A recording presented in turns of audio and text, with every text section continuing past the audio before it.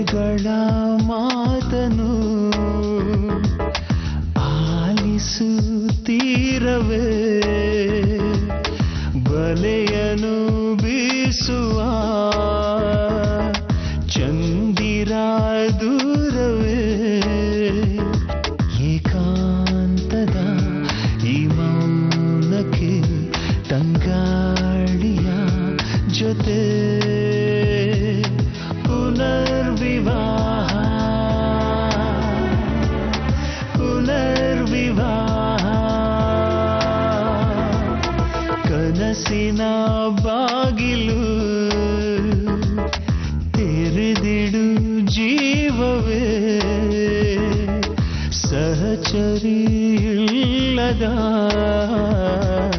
ದಿನಚರಿ ಭಾರವೇ ಕಣ್ಣಲ್ಲಿಯ ಕೋಲ್ಮಿಂಚಿಗೆ ಆಕಾಶದ ಜೊತೆ ಪುನರ್ವಿವಾಹ ಪುನರ್ವಿವಾಹ.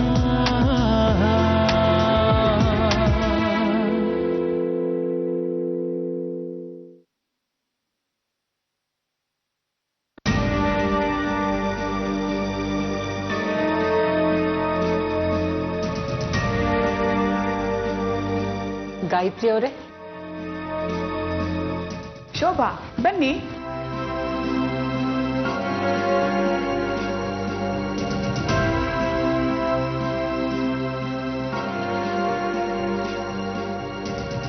ಗಾಯತ್ರಿ ಅವರೇ, ನಾನೊಂದು ಮುಖ್ಯವಾದ ವಿಷಯ ನಿಮ್ಮ ಹತ್ರ ಮಾತಾಡಬೇಕಿತ್ತು. ಮಾತಾಡಿ. ಅದು ಆರ್ತಿ ಹೆಸರು ಬದಲಾಯಿಸೋ ವಿಷಯ. ನೋಡಿ ಗಾಯತ್ರಿ, ಆರ್ತಿ ಹೆಸರು ಅವಳ ಪರಿಚಯ, ಅವಳ ಅಸ್ತಿತ್ವ. ನಾನು ನಿಮ್ಮನ್ನು ಕೇಳ್ಕೊಳ್ಳೋದಿಷ್ಟೇ, ಯಾವುದೇ ಕಾರಣಕ್ಕೂ ಅವಳ ಅಸ್ತಿತ್ವನ, ಅವಳ ಪರಿಚಯನ ದಯವಿಟ್ಟು ಕಿತ್ಕೋಬೇಡಿ. ಇವಳು ಆರ್ತಿಯಾಗೆ ಒಬ್ಬ ಒಳ್ಳೆ ಸೊಸೆಯಾಗಿ, ಹೆಂಡತಿಯಾಗಿ, ತಾಯಿಯಾಗಿ ತನ್ನ ಕರ್ತವ್ಯನೆಲ್ಲ ಮಾಡ್ತಾಳೆ. ನಿಮ್ಗೆ ಯಾವುದಕ್ಕೂ ಕಮ್ಮಿ ಮಾಡಲ್ಲ. ನೀವು ಹೇಳಿದ ಮಾತೆಲ್ಲ ಕೇಳ್ತಾಳೆ ಅಂತ ನಾನು ನಿಮ್ಗೆ ಮಾತು ಕೊಡ್ತೀನಿ. ಆದರೆ ದಯವಿಟ್ಟು ಇವಳ ಹೆಸರನ್ನು ಮಾತ್ರ ಬದಲಾಯಿಸಬೇಡಿ. ಸಾರಿ ಶೋಭಾ ಅವರೇ,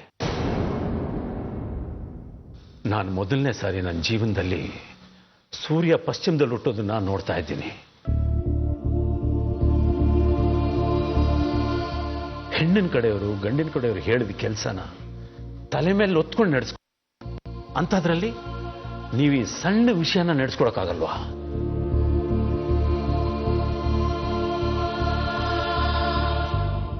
ನೀವು ಇವಳು ಪರಿಚಯದ ಬಗ್ಗೆ ಮಾತಾಡ್ತಿದ್ದೀರಾ. ಇವಳು ಸೂರ್ಯನ ಮದುವೆ ಆದ್ಮೇಲೆ ಇವಳು ಪರಿಚಯನೇ ಬದಲಾಗುತ್ತೆ. ಇವಳ ಜೀವನದಲ್ಲಿ ಕಾಮನ್ ಬಿಲ್ ಮೂಡುತ್ತೆ. ಸಮಾಜ, ಬಂಧು ಬಳಗದವರು ಇವಳ ಜೊತೆ ನಡ್ಕೊಳ್ಳೋ ರೀತಿ ಬದಲಾಗುತ್ತೆ.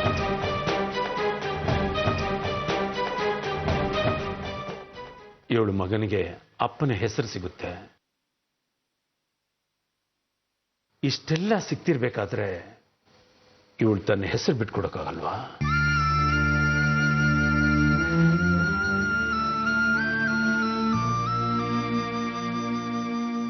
ಅದು ನಾನು ಏನು ಹೇಳಕ್ ಹೊರಟೆ ಅಂದ್ರೆ, ಶೋಭಾ ಅವರೇ, ಇದು ನಮ್ಮನೆ ಸಂಪ್ರದಾಯ. ಈ ಸಂಪ್ರದಾಯನ ಶ್ರದ್ಧೆಯಿಂದ ಪಾಲಿಸೋದು ನಮ್ಮ ಕರ್ತವ್ಯ ಅನ್ಕೊಂಡಿದ್ದೀನಿ. ಅದು ನನಗೂ ಅರ್ಥ ಆಗುತ್ತೆ. ನಿಮ್ಗೇನೂ ಅರ್ಥ ಆಗಿಲ್ಲ. ಅರ್ಥ ಆಗಿದ್ರೆ ನೀವು ಈ ರೀತಿ ಮಾತಾಡ್ತಿರ್ಲಿಲ್ಲ. ಯಾಕೆ ಬೇರೆ ಮನೆಗಳಲ್ಲಿ ಸೊಸೆಗೆ ಹೊಸ ಹೆಸರು ಕೊಡೋದಿಲ್ವೇ? ಕೆಲವು ಮನೆಗಳಲ್ಲಿ ಆ ರೀತಿ ಮಾಡ್ತಾರೆ ಅಂತ ನನಗೂ ಗೊತ್ತು. ಆದರೆ ಹೊಸ ಹೆಸರು ಕೊಡೋದೇ ಬೇರೆ, ಮೊದಲನೇ ಹೆಂಡತಿ ಹೆಸರು ಕೊಡೋದೇ ಬೇರೆ. ಅದರಲ್ಲೂ ಎರಡನೇ ಹೆಂಡತಿಗೆ ಮೊದಲನೇ ಹೆಂಡತಿ ಹೆಸರು ಕೊಡೋದು ನಾನು ಯಾಕೆ ಬೇಡ ಅಂತಿದ್ದೀನಿ. ಸಾಕು, ದಯವಿಟ್ಟು ಈ ವಾದ ಇಲ್ಲಿಗೆ ನಿಲ್ಲಿಸ್ತೀರಾ?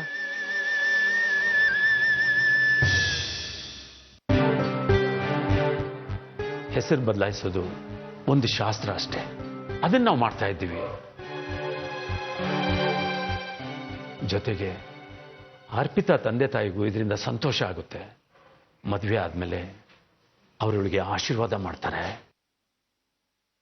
ಮಗಳನ್ನ ಕಳ್ಕೊಂಡ ತಂದೆ ತಾಯಿಗೆ ನಾವಿಷ್ಟು ಮಾಡೋಕ್ಕಾಗಲ್ವಾ?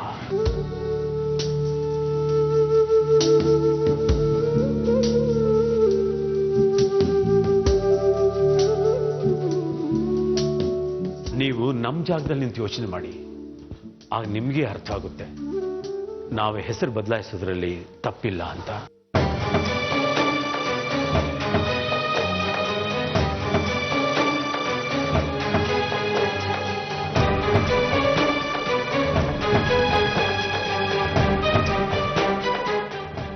ಗಾಯತ್ರಿ ಅವರೇ, ನೀವಾದ್ರೂ ಸ್ವಲ್ಪ ನೋಡಿ ಶೋಭಾ ಅವರೇ, ಅವ್ರ ಮುಂದೆ ನಾವೇನು ಎದುರಾಡಕ್ಕಾಗಲ್ಲ.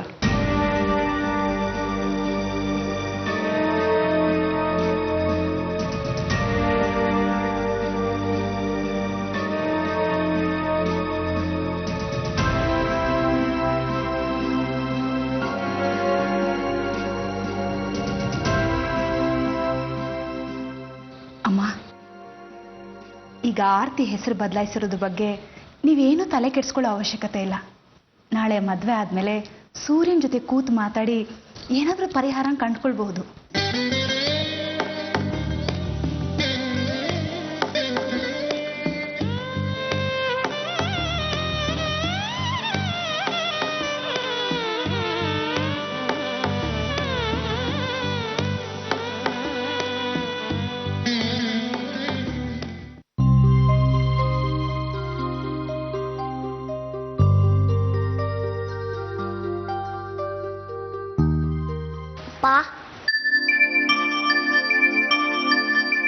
ಏನ್ ಪುಟ್ಟಿ?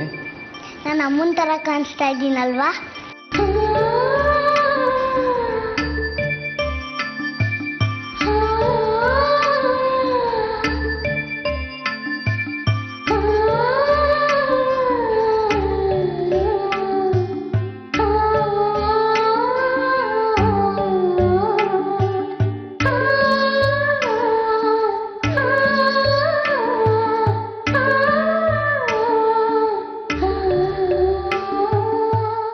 ನಿಜ ಆಗಿದ್ದಿದ್ರೆ ಎಷ್ಟು ಚೆನ್ನಾಗಿರ್ತಿತ್ತಲ್ವಾ? ನಾನು ಅಮ್ಮನ ಡೈಲಿ ನೆಮ್ಸ್ಕೊಂತೀನಲ್ಲ, ಹಾಗೆ ನೀವು ನೆಮ್ಸ್ಕೊಂತೀರ ಅಲ್ವಾ?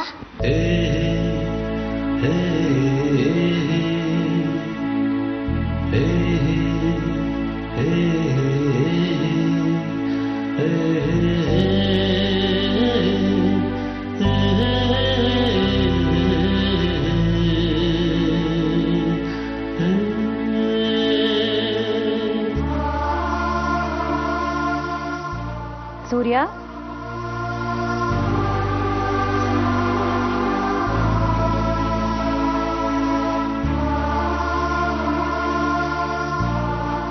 ನೀನ್ ಆ ಆರ್ತಿ ಮೋಡಿ ನೋಡಿ ಅವಳು ನಮ್ಮ ಅರ್ಪಿತಾ ಸ್ಥಾನ ತುಂಬ್ತಾಳೆ ಅನ್ನೋ ಭ್ರಮೇಲಿಲ್ಲ ತಾನೆ?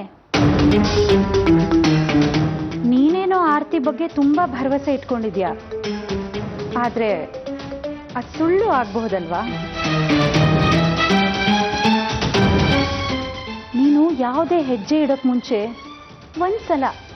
ಒಂದೇ ಒಂದ್ಸಲ ಚೆನ್ನಾಗಿ ಯೋಚನೆ ಮಾಡಿ ಆಮೇಲೆ ನಿರ್ಧಾರ ತಗೋ.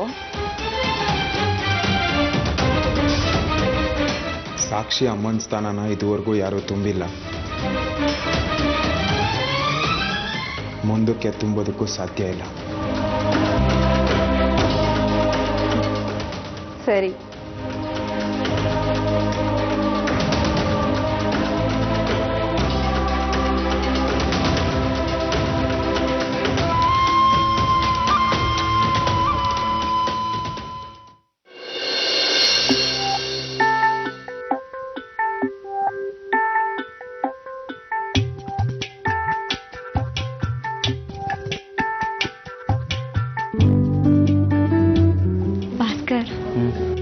ನಾಳೆಯಿಂದ ನಮ್ಮ ಜೀವನದಲ್ಲಿ ತುಂಬಾ ಸುಂದರವಾದ ಸಮಯ.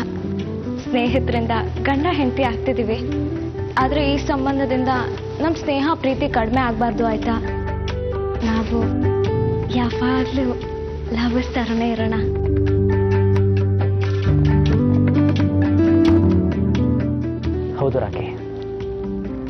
ನಮ್ಮ ಸಂಬಂಧಕ್ಕೆ ಯಾರು ಏನು ಬೇಕಾದ್ರೂ ಹೆಸರು ಕೊಡಲಿ, ಅರೆ ನಾನು ಮಾತ್ರ ಹೀಗೆ ಇರ್ತೀನಿ. ನಮ್ಮ ಪ್ರೀತಿನೂ ಹೀಗೆ ಇರುತ್ತೆ. ನೀನು ಕೂಡ ಹಾಗೆ ಇರ್ತೀಯ. ನಾವಿಬ್ರು ಲವರ್ಸ್, ಬಚಾವು. ಅರೇಂಜ್ ಮ್ಯಾರೇಜ್ ಅಂದಿದ್ದಿದ್ರೆ ನಮ್ಮ ಮದುವೆನೇ ಆಗ್ತಿರ್ಲಿಲ್ಲ. ಅರೇಂಜ್ ಮ್ಯಾರೇಜ್ ಅಂದ್ರೆ ನಂಗೆ ತುಂಬ ಭಯ ಕಣೋ. ಯಾಕೆ ಹೇಳು? ಯಾರು ಗೊತ್ತಿಲ್ಲರೋನ್ ಜೊತೆ ಹೇಗೆ ಜೀವನ ಮಾಡೋದು? ಅದ್ರ ಮಜಾನೇ ಬೇರೆ ಇದೆ ಚಿನ್ನು. ಗೊತ್ತಿಲ್ದಿರೋರ್ನ ಮದುವೆ ಆದರೂ ಮದುವೆ ಆದಮೇಲೆ ಗೊತ್ತು ಮಾಡ್ಕೊಳ್ಳೋದಕ್ಕೆ ಪ್ರಯತ್ನ ಪಡ್ತಾರೆ. ಪ್ರೀತಿನೂ ಬೆಳೆಯುತ್ತೆ, ಸಂತೋಷವಾಗೂ ಇರ್ತಾರೆ. ನೋಡ್ತಾ ಇರೋ ನಮ್ಮ ಸೂರ್ಯ ಅಣ್ಣ ಆರ್ತಿ ಅದಕ್ಕೆ ಇಬ್ರು ಜೋಡಿ ಮೇಡ್ ಫಾರ್ ಈಚ್ ಅದರ್ ಅಂತ ಅನ್ಸ್ಕೊತಾರೆ.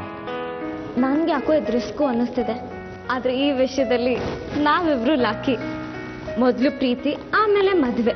ನಮ್ಮ ರಿಲೇಶನ್ಶಿಪ್ಪಲ್ಲಿ ಎಕ್ಸ್ಪೆಕ್ಟೇಷನ್ಸ್ಗಿಂತ ಜಾಸ್ತಿ ಅಂಡರ್ಸ್ಟ್ಯಾಂಡಿಂಗ್ ಇರುತ್ತೆ ಅಲ್ವಾ?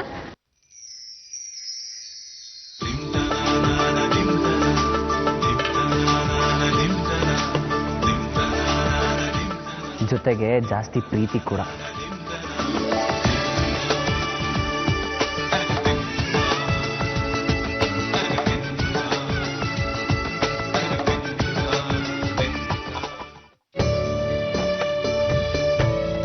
ಗಾಯತ್ರಿ, ಶೋಭಾ ಅವ್ರ ಹತ್ರ ಮಾತಾಡ್ದ? ಇಲ್ಲ, ಈಗ ಹೊರಟೆ. ಈಗ ಹೊರಟೇನಾ? ಅಂದ್ರೆ ನೀನು ಅವ್ರ ಹತ್ರ ಇನ್ನೂ ಮಾತಾಡಿಲ್ವಾ? ಈ ವಿಷಯ ಮರ್ತು ಹೋದೆ ಅಂತ ಹೇಳು. ನಿನ್ನ ಮರಗುಳಿ ತಂದಿಂದ ನನಗಂತೂ ಸಾಕಾಗೋಗಿದೆ. ಕೊನೆಗಳಿಗೆ ವಿಷಯ ಹೇಳಿದ್ರೆ ಅವ್ರೇನಾದ್ರೂ ರಾದ್ಧಾಂತ ಮಾಡ್ತಾರೆ. ನನಗೆ ಅವ್ರ ಹತ್ರ ವಾದ ಮಾಡೋಕ್ಕಾಗಲ್ಲ. ಮೊದಲು ಹೋಗಿ ಅವ್ರ ಹತ್ರ ವಿಷಯ ಮಾತಾಡು, ಟೈಮ್ ವೇಸ್ಟ್ ಮಾಡಬೇಡ. ಯಾಕೆ ನಮ್ಮನೇಲಿ ಎಲ್ಲಾರು ನನ್ನ ಮರಗುಳಿ ಅಂತಾರೆ? ನನಗೆ ಅನುಕೂಲ ಆಗತ್ತರ ನಾನು ಕೆಲಸ ಮಾಡಿದ್ರೆ ಅದಕ್ಕೆ ಮರವು ಅಂತಾರ? ತಗೋ ಮಾಡು.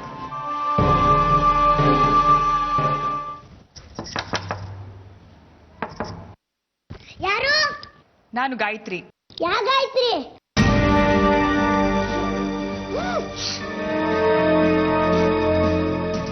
ನಾನು ಬಟ್ಟೆ ಬದಲಾಯಿಸ್ತಾ ಇದ್ದೀನಿ, 5 ನಿಮಿಷ ಆಮೇಲೆ ಬನ್ನಿ. ದೊಡ್ಡವ್ರ ಹತ್ರ ಹೇಗೆ ಮಾತಾಡ್ಬೇಕಂತ ಗೊತ್ತಾಗಲ್ವ? ಬುದ್ದು, ಸ್ವಲ್ಪ ಸುಮ್ಮನೆ ನಿಂತ್ಕೊ. ಇವಾಗ ನೀವು ಬಾಗಿಲು ತೆಗೆದ್ರೆ ನನ್ನ ಬಟ್ಟೆನೇ ಹಾಕೊಳ್ಳಲ್ಲ.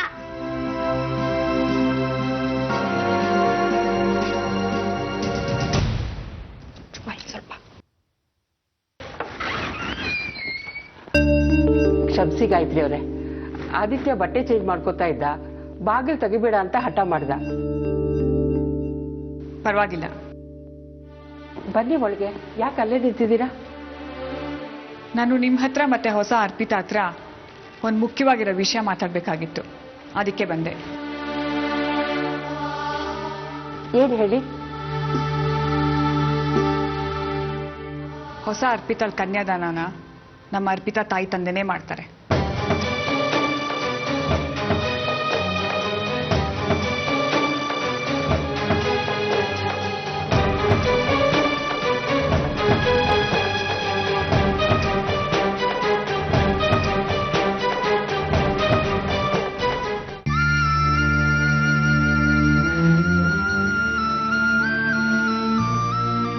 ಅದೇಗೆ ಸಾಧ್ಯ? ನನ್ನ ಕನ್ಯಾದಾನ ಮಾಡಬೇಕಾದವರು ಇವರು. ಎಲ್ಲರೂ ನನ್ನ ಬಿಟ್ಟು ಹೋದಾಗ ನನ್ನ ಜೊತೆ ಬೆಂಬಲವಾಗಿ ನಿಂತವರು ಇವರು. ಕ್ಷಮಿಸಿ, ಇವರಿಂದ ನೀವು ಕನ್ಯಾದಾನ ಹಕ್ಕನ್ನು ಕಿತ್ಕೊಳ್ಳೋಕ್ಕಾಗಂಗಿಲ್ಲ. ನಾನು ನಿನ್ನ ಅತ್ತೆ ಅನ್ನೋದನ್ನ ಮರಿತಾ ಇದೀಯಾ? ಇದುವರೆಗೂ ಯಾವ ಸೊಸೆನೂ ನನಗೆ ಎದುರು ಮಾತಾಡಿಲ್ಲ. ಇರ್ಬೋದು, ಆದ್ರೆ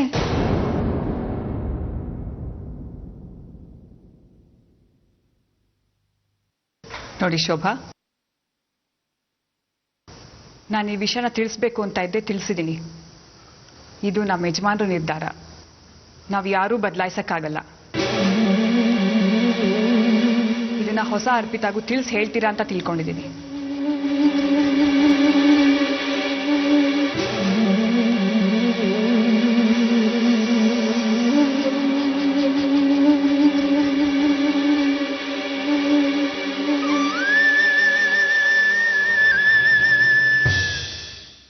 ನೀವ್ ಯಾಕಮ್ಮ ನನ್ನ ತಡೆದ್ರಿ? ಅವ್ರು ಹೇಳಿದಕ್ಕೆಲ್ಲ ನಾವು ಕೇಳ್ಕೊಂಡಿರ್ಬೇಕಾ? ನೋಡಿ ಅಮ್ಮ, ನನ್ನ ಮದ್ವೆ ಆಗ್ಬೇಕು ಅಂತಿದ್ರೆ ನೀವೇ ಕನ್ಯಾದಾನ ಮಾಡಬೇಕು. ಇಲ್ದಿದ್ರೆ ನಂಗೆ ಮದುವೆನೇ ಬೇಕಾಗಿಲ್ಲ.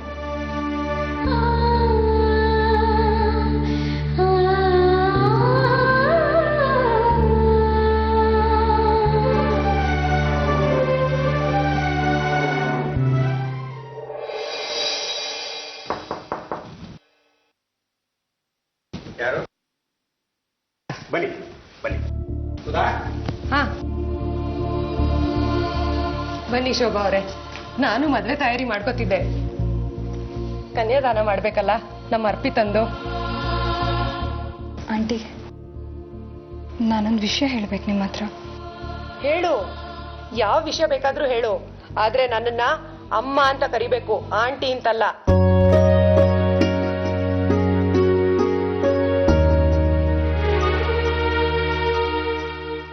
ನನ್ನ ಅಪ್ಪ ಅಮ್ಮ ನನ್ನ ಒಂಟಿಯಾಗಿ ಬಿಟ್ಟು ಹೋದಾಗ ನಾನು ತುಂಬಾನೇ ಚಿಕ್ಕವಳು. ಅವ್ರ ಮುಖನೇ ನಾನು ಸರಿಯಾಗಿ ನೋಡ್ಲಿಲ್ಲ. ಅಪ್ಪ ಅಮ್ಮನ ಪ್ರೀತಿ ಹೇಗಿರುತ್ತೆ ಅನ್ನೋದು ನನಗೆ ಗೊತ್ತಿರಲಿಲ್ಲ. ಅಷ್ಟರಲ್ಲಿ ನನ್ನ ಮದುವೆ ಆಯಿತು. ಇವ್ರ ಮನೆಗೆ ಹೋದೆ. ಅಪ್ಪ ಅಮ್ಮನ ಯಾಕೆ ದೇವರು ಅಂತ ಅಂತಾರೆ ಅನ್ನೋದು ನನಗೆ ಅಲ್ಲಿ ಗೊತ್ತಾಯ್ತು.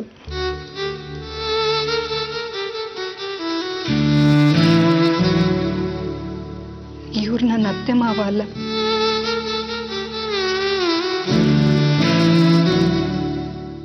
ನನ್ನ ಅಪ್ಪ ಅಮ್ಮಗಿಂತ ಒಂದು ಪಟ್ಟು ಹೆಚ್ಚು.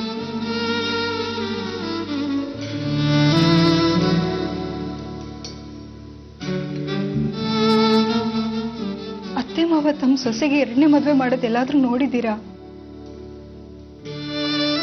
ಆದ್ರೆ ನನಗೋಸ್ಕರ ಸಮಾಜದ ಜೊತೆ ಎಷ್ಟು ಹೋರಾಡಿದ್ದಾರೆ ಅನ್ನೋದು ನನಗೆ ಮಾತ್ರ ಗೊತ್ತು. ಆ ನಿರ್ಧಾರದಿಂದ ಅವ್ರ ಸಂಬಂಧಿಕರನ್ನೆಲ್ಲ ಕಳ್ಕೊಂಡಿದ್ದಾರೆ. ಇಷ್ಟೆಲ್ಲ ಆದ್ರೂ ಇವ್ರು ನನ್ನ ಕೈ ಬಿಡ್ಲಿಲ್ಲ. ನನಗೋಸ್ಕರ ಊರೇ ಬಿಟ್ಬಿಟ್ರು.